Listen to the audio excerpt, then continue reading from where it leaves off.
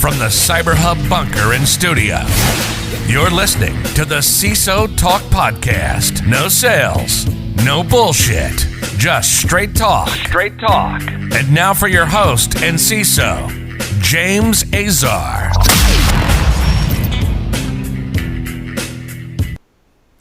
Hey folks, welcome to another episode of the CISOTalk podcast. Thanks so much for tuning in. We're at the end of 2020, folks. Who would have thunk it? Who would have believed that this year would somehow come to an end? I have like a really weird feeling that 2020 is just going to continue. Like it's going to be like, we've invented a new month. It's not December. It doesn't end in December. It'll end in ginormous member, whatever. But I've got a great show lined up for us here today, folks, so make sure you tune in. Before we get started on our show today, though, make sure you subscribe right now to our podcast. If you're listening on your favorite podcast listening platform, please subscribe and give us 5 stars. That does help our ranking. We are the number 3 podcast in Europe, folks, so thank you so much for your support there. And number 6 in Africa. So again, in the technology sector, very, very big thing for our little humble show. So thank you so much for that as well, folks. You can join our conversation at any point period in time by hashtagging CISOTalk. So you can do that, comment on your favorite podcast listening platform or your favorite social media. Joining me today's podcast, Ed Harris. He is the equivalent to the CISO. I've written CISO down because if I had to write his real title, it's just so long. Global Director of Information Security and all other things that a CISO does over at Mauser Packaging. Ed, welcome to the show. Yeah, thank you for having me. It's a pleasure to have you on the show. I'm very excited about today's show because, we're going to give people a little snapshot into your background, but you're a guy that does not stop studying. So the nature of our world in cyber, you've got to stay learning all the time. You've got to try to the best of your ability, stay as close to the adversaries as possible because they don't sleep. They've got tons of time and on their hands, and they're thinking of new and creative ways to make their way into your environment. And so, we as cyber professionals, we need to do the same thing. And I've got just a fantastic staff working for me, and they've embraced this lack of sleep mentality. And it's like, hey, look, I chased a new rabbit down the hole, and look what I found out. I found out that I can hack one of these things, and I can make it talk to my blender. And I love the light bulb that goes off when I see these guys at it. But I got so comfortable in my digging into the research aspects of things that I decided I had some extra time on my hands. Maybe I should go get a doctorate. That would be fun. And here I am. I'm a year into a 3-year program, and now I'm thinking to myself, I should have known better. What did I sign up for? I every once in a while, it happens. Yeah, I don't dread that. I think what I hear from you about your doctorate is what I hear about folks who are studying for their different certs, right? Which is, I'm studying for a cloud security cert right now, and it is a challenge, and it is very tackling, and that's not a doctorate. Like, I don't have a dissertation to defend. Yeah, you sit down, even preparing for certifications, you're like going, I went and got my CISSP because I thought it would be fun, and in preparing for it, I took a boot camp, and granted, by the time I started preparing for the CISSP, I had already been in the industry for 18 years at that point. I took a boot camp just to reaffirm the knowledge that I needed to have going in, and I'm sitting through a 40-hour, actually it was more than 40 hours because you'd go into class at 8 o'clock in the morning and you'd finish up at 5 o'clock in the evening, and then your study groups would get together and meet until 10 o'clock in the evening, and then we had an all-day study session on Saturday, and then on Sunday I sat for a 6-hour paper exam. It was that period of time before they automated all of the examinations, and it's like I've been through this mind-melting training session all week long. Banged out a big study party Saturday, and then Sunday I sat down and I took the exam, And then I had a 5-hour drive from Washington, D.C. back to North Carolina, which is where I was living at the time. And I'm thinking, what was I thinking? At some point in there, I thought this is going to be fun. And the fun part showed up a few weeks later because they manually graded the exams back then. My certification came through and they're like, congratulations, you passed it on the first hit. And I'm like, well, now this feels like it's more fun. Yeah, the sense of accomplishment is one aspect that people absolutely enjoy. So before we go a little bit further, Ed, if you don't mind, you've been in cyber a very, very long time. So tell our audience a little bit about, how you got started in cyber and what's been your track over the last 3 decades or so. Well, so I started off as a programmer in the very beginning, and that gig lasted about 3 years.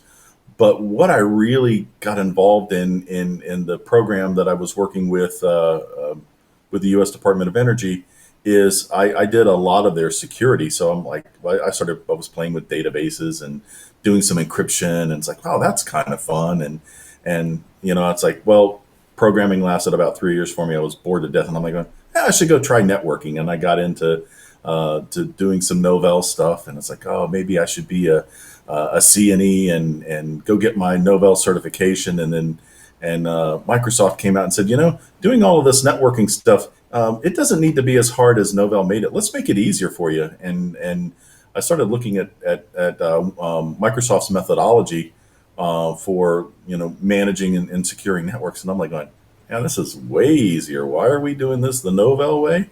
So I jumped over to doing things the Microsoft way for a while, drink the Kool-Aid, and ultimately just kind of worked my way back into networking with hardware and doing some programming stuff, and over time I realized that I really liked being the traffic cop much more than I liked being the ops guy. I enjoyed taking a switch and configuring it so that it was secure, and moving into routers and moving into Wi-Fi and moving into servers. And it's not just one server, it's hundreds of servers and thousands of servers and whole farms. And I'm like, man, this is really, really exciting. I'm like, I wonder if anyone else likes to do this the way that I like to do this. And then all of a sudden, you've got the birth of a cybersecurity team who does nothing but focus on the industry best practices for securing devices. And it's like, oh, I don't want to do networking anymore. I want to play in security. And from there, it's grown. And I've seen it grow over time. I do some work in a third world country, and they're quite a few years behind us, but they're offering cyber to their high school kids. And I'm like, but we struggle to have electricity and running water in your town. Why are you guys doing cyber? They're like, because that's the future of everything. And I'm like, you guys get it. You guys got it right off the cuff. And it's been my passion for security's been my passion for so long. I don't know any better without looking at anything else. My wife is she called me earlier this evening, and she's like, hey, we had to have a new HVAC system put in the house. And I'm like, oh, well, that's great. And she goes, yeah, well, the guy he was hooking up the new the new panel in the living room, and he wanted to know if you wanted this hooked up to the internet. And I'm like, don't you let him hook my HVAC system up to the internet. I'll have knuckleheads across the planet trying to adjust my temperature up and down in the middle of the night. But yeah, it's gosh, I want to say, is it fair to say it's kind of like a drug? It's just, you live for it. It's exciting. The cool thing about being in cyber is, sometimes I don't know what I'm going to be doing from one day to the next, because I may be chasing a bad guy down who's trying to tinker with one of our websites, and or I may be reading somebody else's security papers and looking at some new best practices, and we're considering some new technology. So I'm reading the industry best practices for that, and constantly studying and constantly challenging my guys. And I'm like, be better at what you do. You guys are great, but be even better than great. And so for us, it's a constant learning. Yeah, cyber is not a place where you go and sit down and relax. There's few professions where you have to get better with time that require a daily, you got to give yourself daily, you got to sanction time to learn in cyber. This isn't a job where you can turn on your computer and just plug in and go, all right, let me go down the same boring route.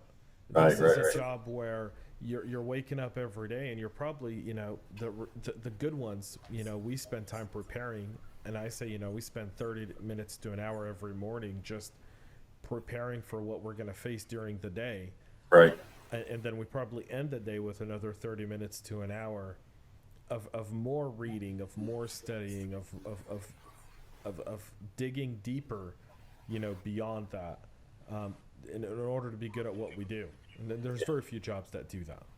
Yeah. Last company that I worked for, I challenged my guys to spend, 4 hours a week, just doing nothing but learning something new. And that was nice. That really brought them along. And the company that I'm with now, I've challenged them to not only, study regularly, look for something new, but I asked them to produce what I call a win-loss report. And basically, tell me all of the cool things that you won at this week, and then I want to know what you do so well on. And for me, the loss part of that equation is not a failure in the sense that, well, hey, look, I tried 15 things this week and I failed at every single one of them.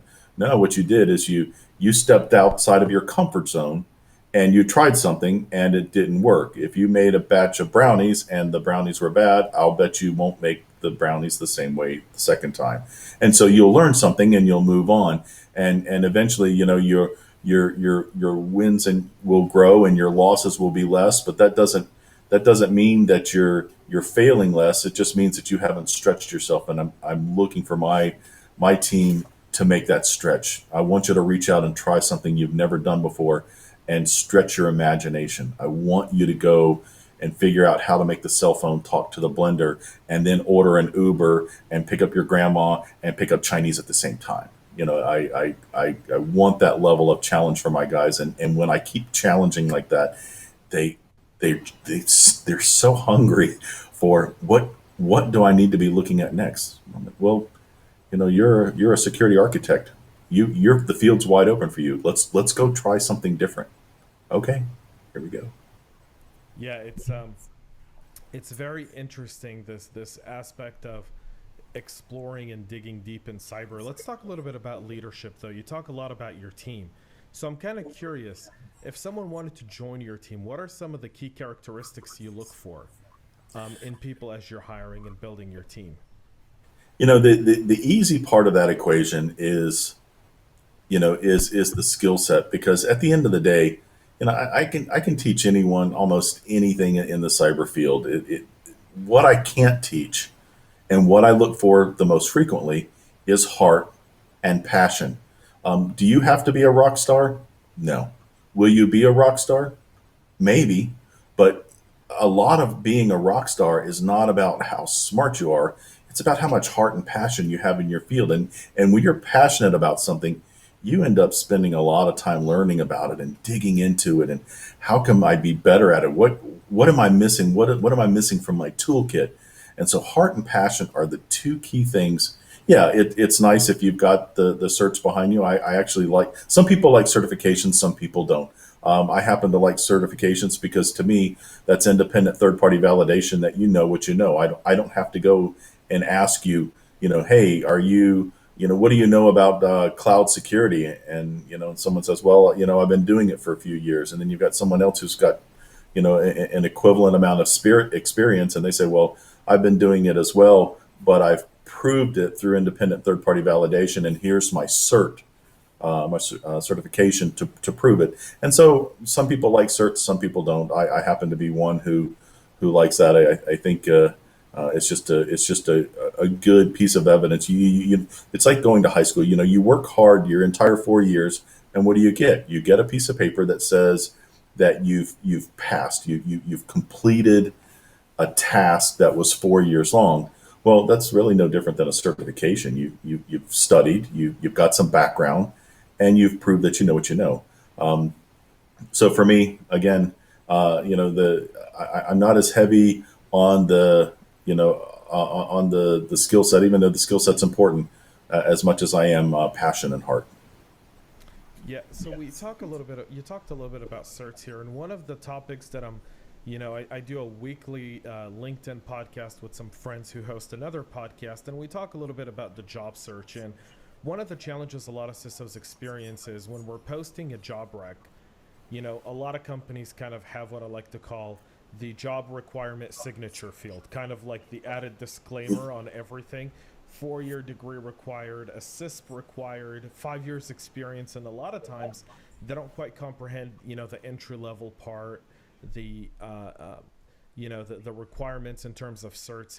Have you tackled that kind of in your time in the industry, and if so, how did you overcome it? Yeah, I mean, so the key is knowing your market space. When people are hiring, people always want the best. I always want a rock star. I know, but you're asking for a front desk person on a service desk. I know, but I want them to have 25 years experience. I know, but that's not practical. What you need is I love college kids. To me, that is a big selling point. You know, when I'm looking at an internship program as an example, some of my colleagues have said, well, how are you going to know whether or not an intern is going to be a good intern? I said, well, I'm going to ask them some questions about their background. Now, first of all, I know they don't have a lick of cyber experience. They've got some book knowledge because they've taken some classes. But when you sit down and you start to talk to some of these candidates, and they say, well, yeah, in addition to all of my book work and all of my coursework, I also participated in a cyber event for the college, and I represented my university. Oh, really? Now I definitely want to hear about that, because that tells me that you've got a passion for your field that might not be evident in your book learning. And so I spend a fair amount of time in interviews when I'm talking to candidates just to find out, I want to know what your resume is not telling me. And so I translate that into how I'm writing job descriptions, because you might not have cloud experience with Amazon, but maybe you've got cloud experience with Alibaba. Maybe you've got some equivalent experience. I need somebody who understands endpoint security. Maybe you don't have McAfee. Maybe you've got Symantec or some other equivalent product. And so I'm cautious about how I write job descriptions for what I would consider equivalent skill sets, because the last thing that I want to do is discount a potential candidate because they don't have a 4-year college degree. And I'll take someone who's got 8 years of practical experience in exchange for a 4-year college degree. And if you've got any military experience, man, that's just icing on the cake, because not only are you well trained by our government, our military, but you've also you're disciplined, and sometimes that's even more difficult skill set to find when you're hiring people, especially people that have been in the industry for a while. And they're like, well, listen, I'm accustomed to doing things my way because I know my way works. I understand.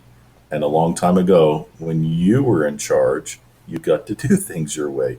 But we have a philosophy for how we work when we work with my company, and it's open, it's clear, it's non-combative, it is absolutely family oriented. It is a skill set that promotes one another to be better versions of themselves.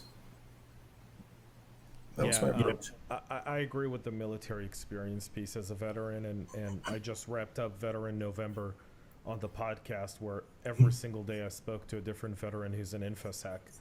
And one of the most fascinating aspects of it is the idea of not only discipline, but commitment of walking and seeing a problem to the end.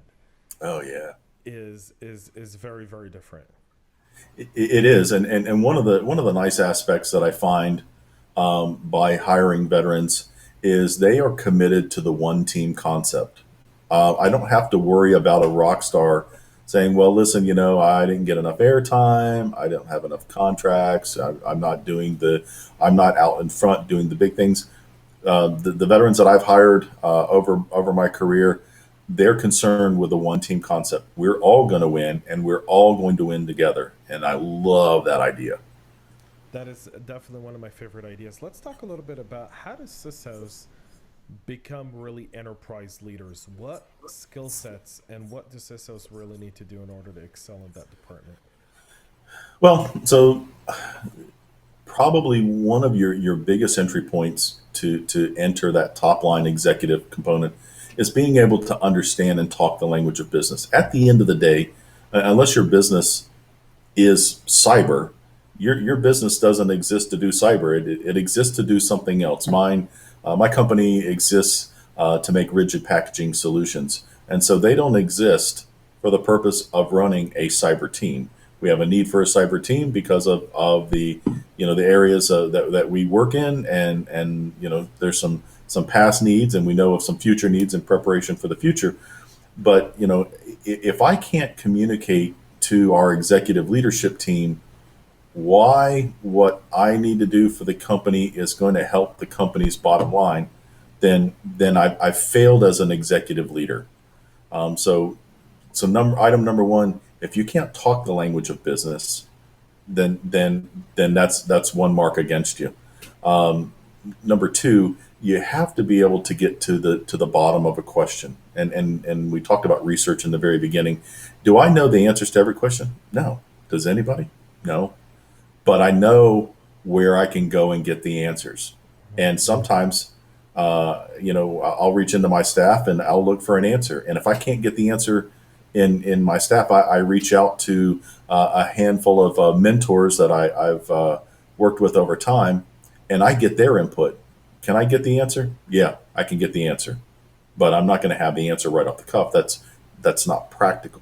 But you have to know how to answer questions and solve problems, and not be afraid to use your resources to go and get those kinds of details that you need that are going to help you to be successful.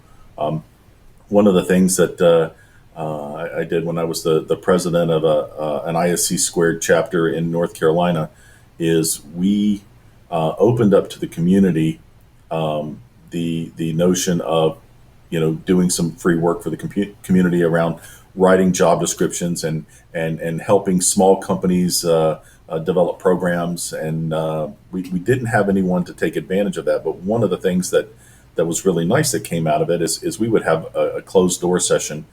And as a chapter member, if you had a problem within your company, you could come in. We would have a closed door session, all covered by non-disclosure agreements, and you could just lay the problem out on the table.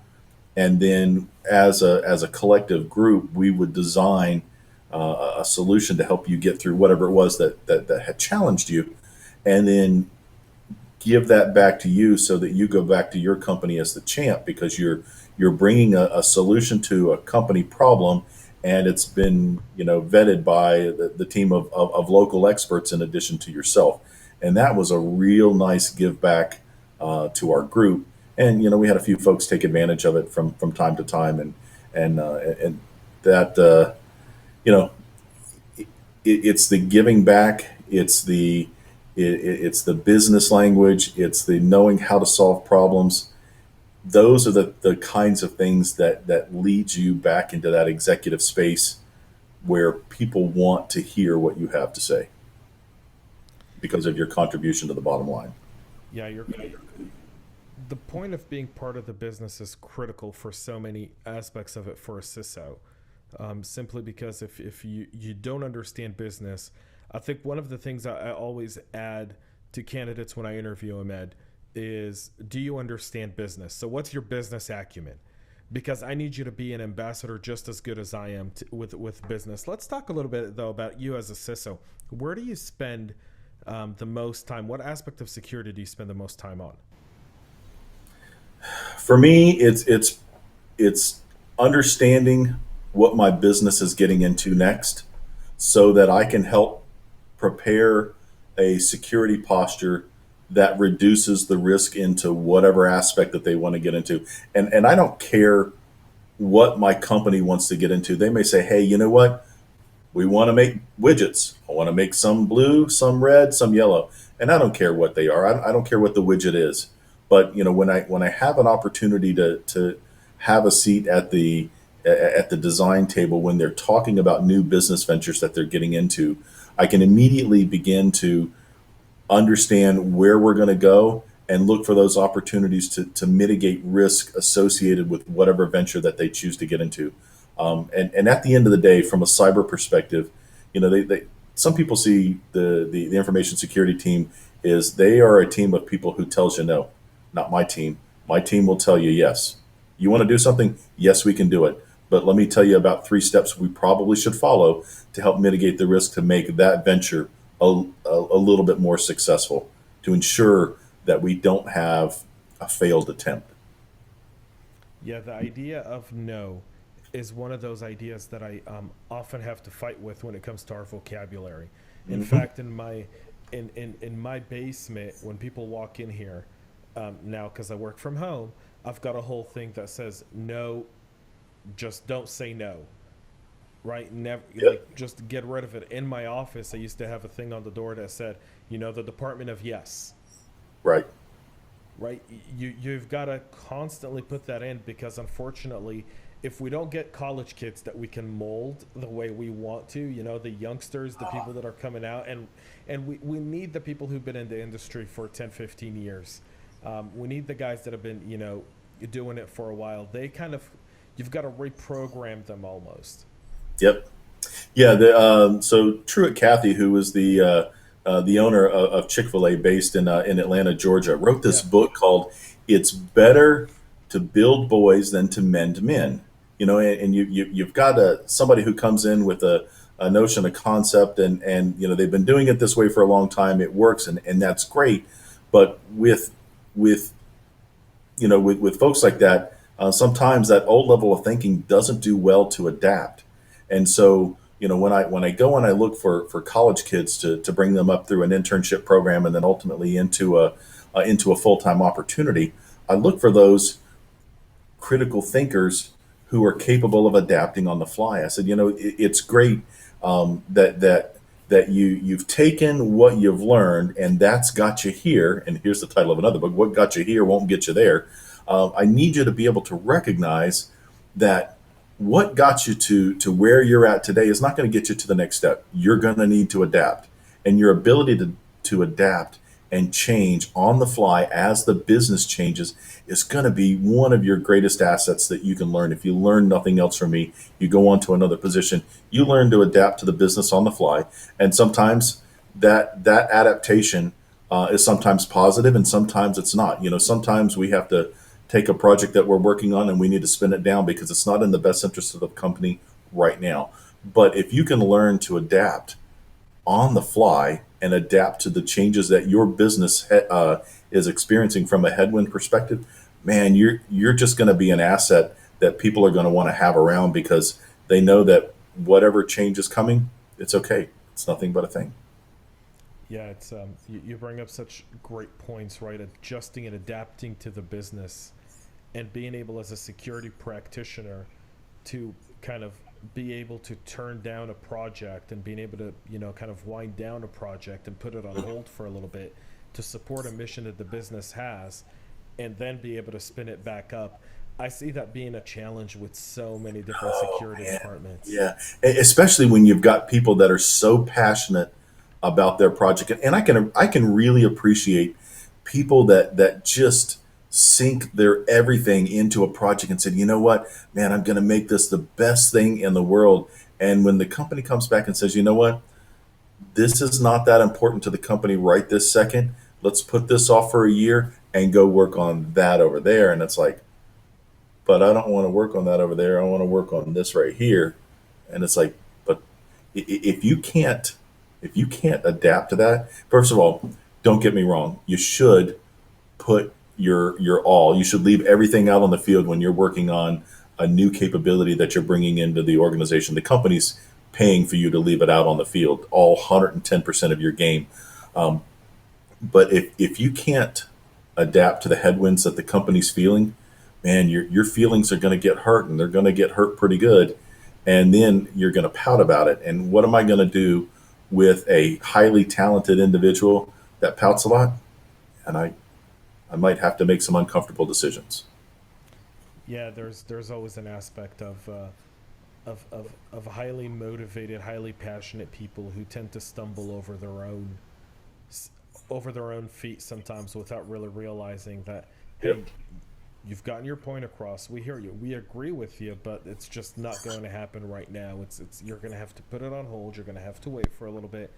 You're going to have to be a team player for a little while and then come back. And again, that's where, like you said early on, like veterans and military folks, that's when they're going to come back. They're going to present their case. If you say no, they're just going to, fall in line Yep. and proceed with the next mission.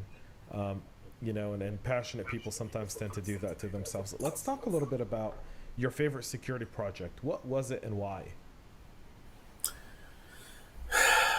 My favorites, I love multi-factor authentication. Okay. I love the feeling of making it so difficult for the bad guy. And don't get me wrong, I know that multi-factor authentication is not foolproof. We know that there are certain factors of auth that are weaker than others and that are capable of being spoofed. But I love the strength that MFA brings. I love the confidence that I can hand off to my company, the folks who log in every single day, and know that if somebody got a hold of their password, that the strength of the authentication process would still get them in, and they can still keep working, and it's not going to be as big of an impact as it used to be.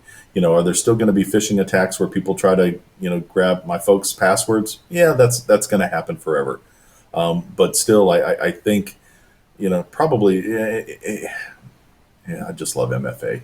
I love the creativity. In my some of my doctoral research, I read a paper where this guy had 6 or 7 factors of authentication built into an authentication capability for his network. And keep in mind, there's only 3 types of authentication: something you know, something you have, something you are. And so anything more than 3 is just duplication of the same efforts. And there's nothing wrong with that. It just makes the login process a little bit more difficult, and it's a little bit more challenging to troubleshoot. But I loved the creativity. One of the logins was the laptop that this guy had to have a specific certificate on it. Okay, there's one factor of auth. He could only log in from his network where his business was. He wasn't allowed to travel. There's a second factor. He had a username and password. There was another factor. He had a certain time frame that he could log in from. There was another factor, and you add on a few more factors, and it was really creative how he made that process really, really rigid, but really, really sure. It provided a high degree of confidence that that person was who they say they were when they were logging into the company network. And I love seeing the creativity, but I love the value that it brings an organization of knowing that James is who he says he is because he provided the correct answers to all of the questions, and he's got the right biometric, and he didn't change the vein pattern in his eye recently to make it easier for someone else to be able to log in. But Yeah, I mean, so I'll agree with that. I'll tell you one of my challenges with MFA is, do you prefer a text or are you an app guy when it comes to the 2-factor MFA code? I'll tell you why I'm an app guy, because the text in and of itself can be spoofed. For example, if I find out who your carrier is, if I find out what your address is, I can just call the company and say, hey, listen, my name's James. I'm having some problems with my mobile phone. Can you send me a duplicate phone? And they're like, okay, James, we'll send it. We're going to send it to your home address. I'm going to wait outside your mailbox. I'm going to watch the mailman deliver it, and then I'm going to grab that phone that's got your duplicated SIM card in it.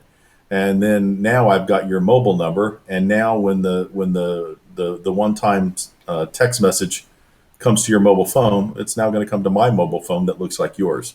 And so that process can actually be challenged, and it's been proven. That hack has been proven successfully. Where the value that comes in with an app is that I don't have to worry about my mobile phone being spoofed.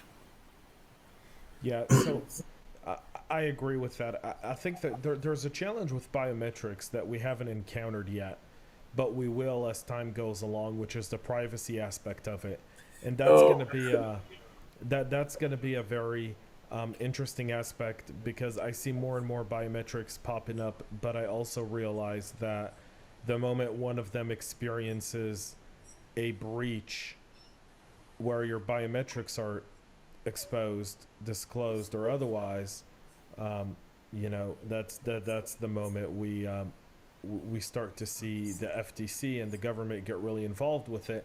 And in Europe, that your biometrics are already part of GDPR. Right. So your biometrics are identical, and you're not allowed to really hold someone's biometrics according to GDPR either. Well, so your GDPR allows the company to retain the necessary identifiers for conducting the transaction of the business. And so when someone says, well, I've got a right to be forgotten because GDPR says I've got a right to be forgotten, you're right. You do, as long as it doesn't cause my company to fall in default on a compliance obligation. So yeah, you have a right to be forgotten in 7 years when my compliance obligation is done. So GDPR is still flushing out their aspects of that, and there's still a ways to go, and I can appreciate that. But you're right, privacy is going to be key to the future, and that's going to become as far as I'm concerned, from a cyber perspective, it's the next hotbed of activity that we're going to have to be cognizant of, and where this really comes in is legal. Our attorneys, I've got a couple of attorney buddies who specialize in privacy, and that's where law enters the cyber realm in helping to protect these organizations. Now, from an MFA perspective, one of the challenges that I would have from a biometrics is not allowing a replay attack. For example, if I've got a database and my database has your fingerprint in it, then I wouldn't want a rogue database administrator to get a copy of your fingerprint and then be able to replay that back and said, look, haha, I just logged in as James with his fingerprint. The technology needs to become a little bit smarter so that you can only read in a biometric at runtime and then test it against what's in the database, rather than saying, well, I'm just going to replay a digital entry and I'm going to fool the biometric markers. And I think that's one area that we could challenge biometrics, is making sure that replay attacks aren't possible. Yeah, there's an aspect of continuous monitoring which I really like within biometrics, which is if it's constantly scanning your iris while you're using something, it gives you a little bit more of a sense of security, to a level, to a degree, right? Yeah. There comes a point in period in time where your biometrics communicating back and forth does create a place for your opponent to come in and intercept that and then override it. And I think that's what I think most people, kind of in biometrics, we see this with, we've seen biometrics kind of being taken advantage of, with IDs and passports and so many other ways. Yeah. That it's going to be very interesting. I believe that biometrics are an important MFA and one that's needed. I'm also well aware of the challenges that come with it that we're going to need to overcome. Yeah, I installed a biometric reader in a company that I worked for. We put them on all of our doors just to secure our workspace. And oddly enough, you put biometric readers in, and it lowers your insurance rate, and the company recouped their money rather quickly. But I had one older lady. She was going in, and she would scan her palm print for for biometric markers, and she just really didn't have any fingerprints left. And I'm talking with her, and I'm like going, how do you not have any fingerprints? And she's like, I've worked hard my entire life. When I go out and I work in my garden, my tools wear my fingerprints down, and when I'm cleaning the kitchen. I use, back then we used harsh cleaning chemicals like Clorox. We Cloroxed everything, and over time it wore her fingerprints down so that she only had a partial identifiable fingerprint that the reader would even recognize on the side of her thumb. And I'm like, okay, so now I got this little old lady who I have to get a step stool for so she can step up a little higher so he can get that thumb on that reader just at the right angle. And then it didn't always work. And that's like, I that was probably an interesting biometric challenge for me, because I can't make your fingerprint appear if you don't have one any longer. And the hand reader itself just says, hey man, she must be from Men in Black. There's no fingerprints here that I recognize. But, I love it. That's the problems that come with this kind of stuff that we still don't expect. yeah. It's going to be fascinating. I've always wondered with facial ID and identical twins, right? Because we did that when Apple launched the facial ID. So Oh we yeah. had a bunch of identical twins accessing each other's phones because facial ID recognized predominantly most of the similarities. Right. And the other part of that too is what's, when you're doing facial recognition, the scanner itself has to be able to recognize three dimensions, and know that your eyes sit back a little bit into your head from where the tip of your nose is, so that people can't go up and take a photograph that they've nabbed off of your countertop at home and say, look, here's a picture of James, and I'm gonna take this manila folder here and say, look, this is my picture of James. Does this look like me? Can I get in? Can I come in now? Can I come in as James? So we did a very interesting experiment with biometrics, where we had people, we had Hollywood producers here in Georgia. We had them exactly for that. We were looking at securing perimeter with facial ID. And so we had them actually print out 3D masks of Oh, people's faces, yeah. and it worked. It's creative, Now, but it's not foolproof. nothing is foolproof, right? Right. The idea of a 3D mask, though, is if you're looking at people's pictures, well, everyone's picture is online now. Thank you Facebook, thank you Twitter, thank you Oh yeah. LinkedIn, thank you Instagram, thank you Google. So everyone's pictures are out there. Getting someone to do a 3D mask is really not that expensive. Mm-hmm. I mean, you can print one out on a 3D printer for a few Sure. $100s. Mm-hmm. So the cost of the attack isn't expensive, which creates a whole new level of challenge. I mean, I work a lot with biometrics, and I got to tell you, it's one of those things that I've tested and tried with, and I'm just like, okay, how's that going to make our game better? What Right. do we need to do? Because you can't use a specialty camera for every biometric, Sure. right? That's It's not not feasible. It's not scalable. It just doesn't cost work. effective. Yeah. So there's aspects of technology where you go, wow, this could be really groundbreaking. Yeah. Here's an interesting biometric that someone was telling me about. They said, when you're going to get your hair cut, don't ever piss off your barber or your stylist or whatever it is that wherever you go to get your hair cut. because at the end of the day, they got your biometric marker. All they have to do is drop your hair at the crime scene, and whether or not you were there, you were there.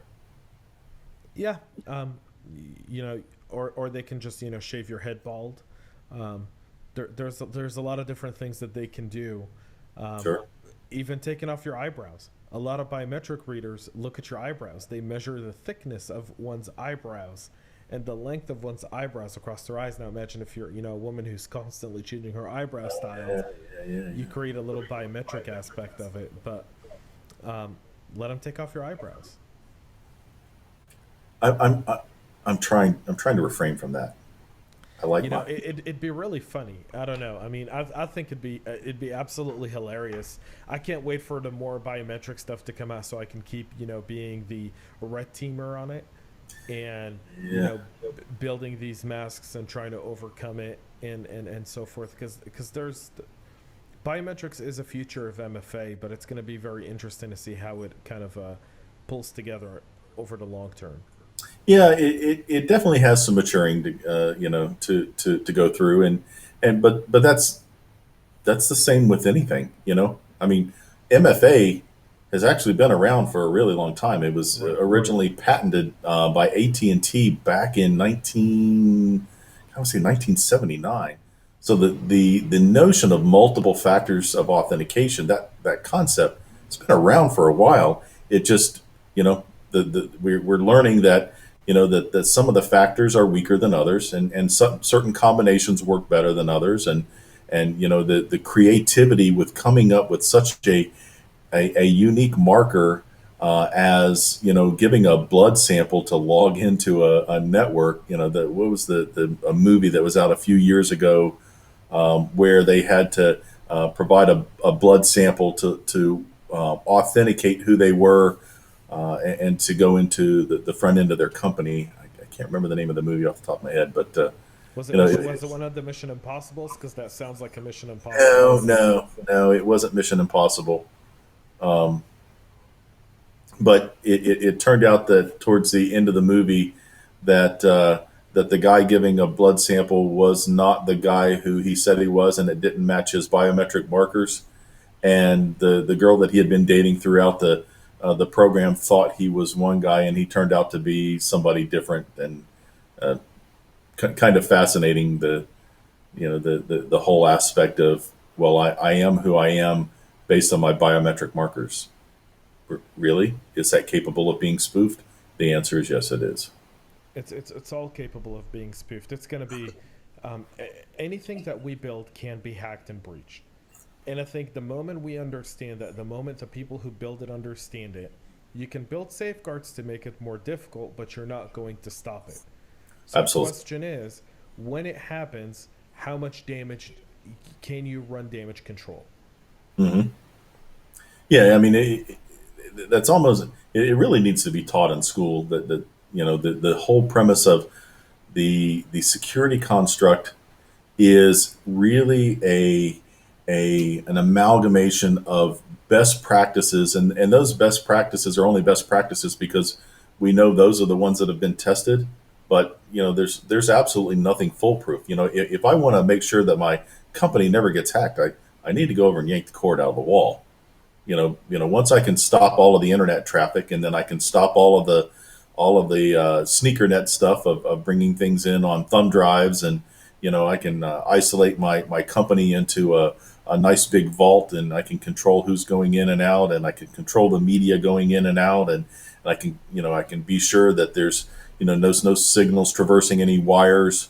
I might have a pretty secure network at that point in time, but the instant that I'm hooked back up to the internet, the reality is that the bad actors are just gonna they're gonna try their bag of tricks from home. Yeah, listen, we deal with bad actors that come from all kinds of backgrounds and with all types of different sets of capabilities, from nation state actors that have disposable and they have an unlimited amount of resources to try to attack us, to cyber criminal groups that are going after our finances, our IP to sell, to people trying to make a name for themselves on our backs. Sure. So we deal with a multitude of threats and actors, and we have to be ready for that. And that's one thing that they don't teach, should be taught, and should be explained. Yeah, I attended a McAfee conference last year, and I had the opportunity to meet the CEO, Chris.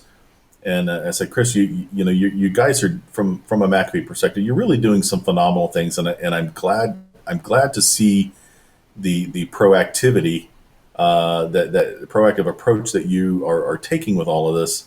And he's like, yes, but our largest challenge is time. And it's not that we don't have enough time to develop these technologies and bring really cool things to the market for you. Our challenge is the adversaries. They've got more time than we've got, and that's the truth. They do. They have more time. They've got more resources. They're able to coordinate better amongst themselves. McAfee only works with a limited amount of the market. Sure. They don't work with all of it. And we'd like to see more cyber partnerships, and we see some of that, but it's not always there, right? We as the customer, sometimes, company A knows something that, company B that we work with doesn't, and we don't get the news until it's a bit too late. Right. And so there's an aspect of that where, I want to go down here, the CISO Insight Round, my favorite part of the episode, really, as we wrap up. And this has been such an insightful discussion. I don't want it to end, but I want to be wary of our time because, I gotta keep these podcasts under an hour. Right on. I know people have other stuff to do, and the commute is almost but gone thanks to COVID. During days of commute, people would love an hour and 15-minute podcast, but now they can barely get through an hour. So here we go, folks. Time for the CISO Insight Round. You're on the hot seat, mister. Here we go. What's one buzzword you'd bury in my buzzword graveyard? What buzzword would I bury? Efficient and effective. God, I can't stand that. We can be more efficient. We can be more effective. We have synergies that we want to realize. Those are just, those are great. They serve their purpose. They serve their time. But man, I'd love to see those three just go away. Efficient and effective. That is a new buzzword I'm going to have to bury. Thank you so much for allowing me to dig another 6-foot hole and bury a new buzzword in it. I will be strong and masculine by the time this is all done, especially in December. What's one technology that'll change the way we do cybersecurity?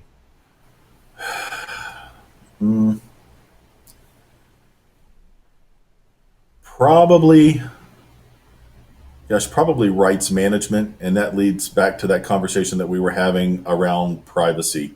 When you look at some of the movies that exist in the marketplace, and we see people flying around in flying cars, and you're hungry and you go up and you buy something in credits, that one world mentality, it kind of scares me to death, the notion that we're going to become that one of these days. And so the whole notion of protecting the individual's rights, I think that's going to become the new battleground for the future.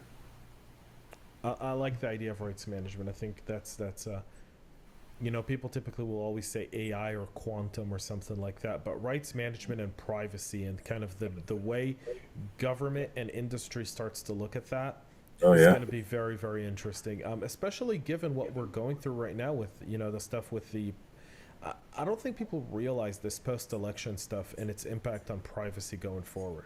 Oh, yeah. Yeah, it's a little bit scary when you think about it. I mean, the whole notion that someone could steal an election.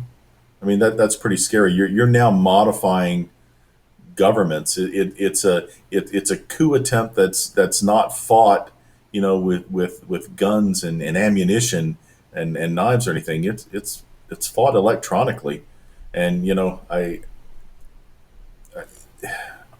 we're still new at this. It's fought using democracy as a weapon against itself, right? It's a game of Russian roulette. Do you believe in free and fair voting? And if you do, then should you or should you not question the votes? Because maybe your candidate did or did not win.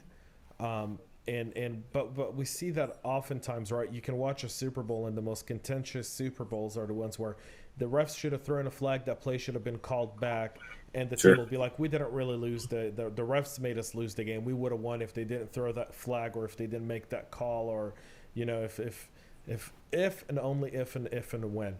The idea though here is greater than that. It's I found myself doing a lot of TV and a lot of podcasts post the election.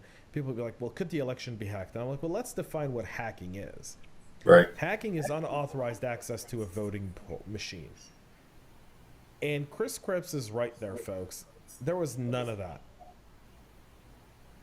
No one hacked the machine. Now, there could have been code manipulation or algorithms within the machine that flipped votes. That doesn't make it hacking the machine. And I think the term of hacking the machine is being misused by the media. It's being misused by a lot of pundits.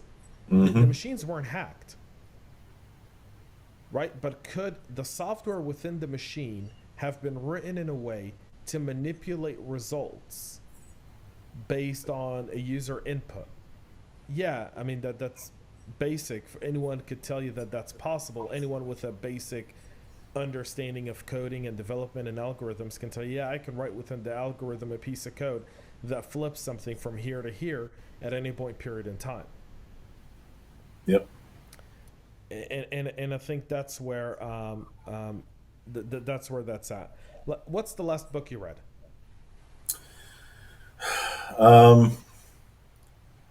Oddly enough, it's a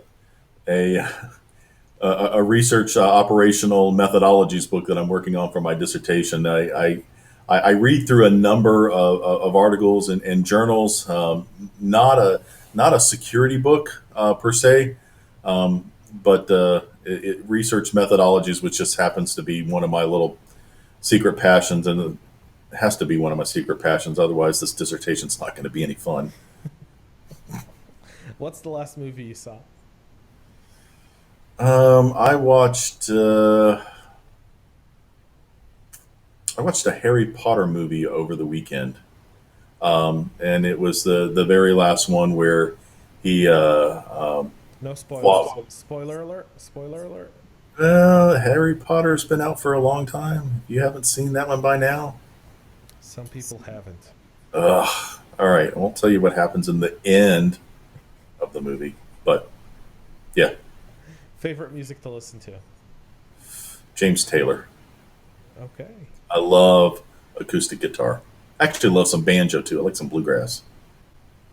Bluegrass is a lot of fun. I gotta tell you, there was a place right next to our where I live here in just north of Atlanta that had a great little kind of weekend spot for live local music, and they'd always bring like bluegrass, country, kind of that kind of stuff. They're a victim of COVID.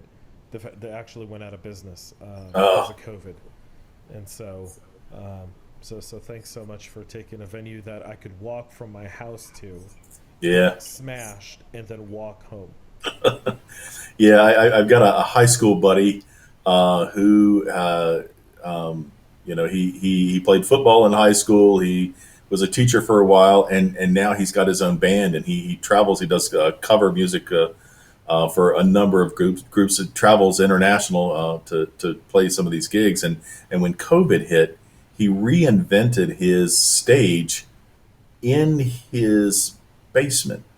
And so he would put on little 30-minute concerts, every, on the weekends. And we would all get together and listen to him play. He wasn't selling any music. He wasn't selling any of his merchandise, but he was keeping his brand alive. And more people that had never been to a concert with him were able to see his work. And I hope that it brought him some new gigs. I haven't talked to him in a while, but the name of the game is making sure that you continue to reinvent yourself, make yourself relevant, and don't stagnate. Like all of us in cyber, and just how we started this podcast, let's end it with one final question. What's one thing you took away from the COVID-19 crisis? the COVID-19 crisis didn't make my transition to digital as difficult as I expected it to. We were well positioned. I expected there to be a few more struggles that we just didn't have. I don't know, knock on some wood. I expected more. I expected more problems than what I actually had, which meant that maybe I was a little bit better prepared. Yeah, it's funny. Those of us who were prepared didn't have some of the madness that other people who weren't prepared didn't have. But at the same time, I found myself reaching out to my peers and helping out any way I could. It was funny to see how a lot of us just came together. It was just like a wolf pack, right? Oh yeah. What do you need? What are you having a hard time with? Hey, talk to this guy. And there were a lot of great vendors that came through, like on the crunch, and just were like, here you go, use this for 30, 60 days for free. If you like it, keep it. If you don't, Yeah. I mean, I love the notion of internet service providers realizing, hey, people are going to be home. They're going to blow through their bandwidth in no time. They're going to burn their megabytes or gigabytes or terabytes of whatever they bought. We should relax that a little bit and allow people to take more advantage of of the internet service providers and use the service more, because ultimately that's just going to mean more revenue in the future for them. Some internet service providers read onto that quickly. Some didn't figure it out until it was too late. Indeed.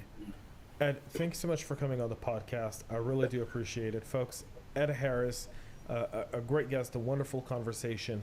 Thanks so much for everyone for listening and tuning in. Make sure to support our loyal and great sponsors of the show who help us out, and without them, the show wouldn't be here. Make sure to subscribe to our podcast if you're watching us on YouTube. Please do so and turn on the notification bell to get notified. Veteran November is obviously over, so you're not going to get a podcast a day now unless it's the practitioner brief. But then the rest of the time, you'll be getting just the usual. We're back to usual podcast schedule for the month of December until the holiday season. So on behalf of myself, on behalf of Ed, I want to thank you all for tuning in, and thanks so much for watching and listening. Make sure to subscribe. We'll be back with another episode of CISOTalk shortly. Until then, folks, stay healthy and stay cyber safe. Make sure to subscribe to our podcast and share it with your friends and colleagues. And get all the latest information at cyberhubpodcast.com.